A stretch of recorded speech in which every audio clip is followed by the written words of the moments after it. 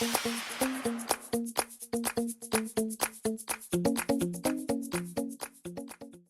everyone, welcome back. Today we're going to learn another dance step, and even you who think you can't dance are going to master it. So we're going to try the Charleston. Charleston can be tricky, but it's very simple if you know how to break it down.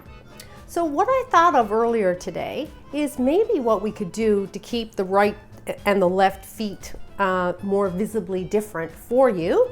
I actually have a bright pink sock. So that's my bright, and this is going to be my left.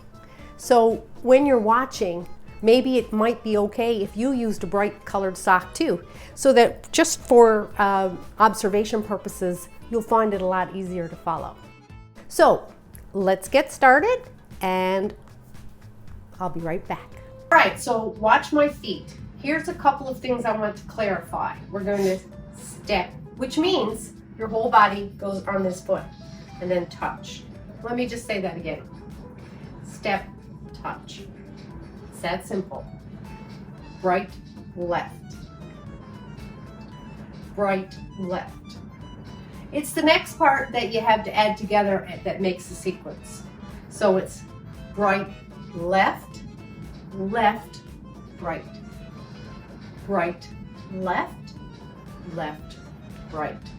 So it's step, touch, step, touch, step, touch, step, touch, step, touch, step, touch, step, touch, step, touch.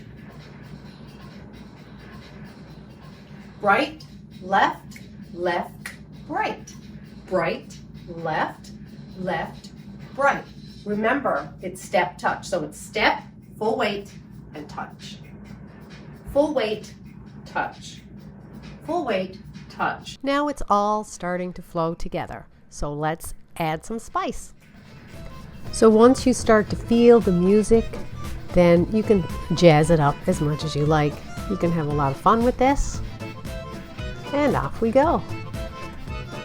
And if you'd like to add more of a fitness component, you could really lunge on the back. So that's something you can have fun with as well. Thanks for watching, everyone. Don't forget to tag a friend, share with someone who might enjoy.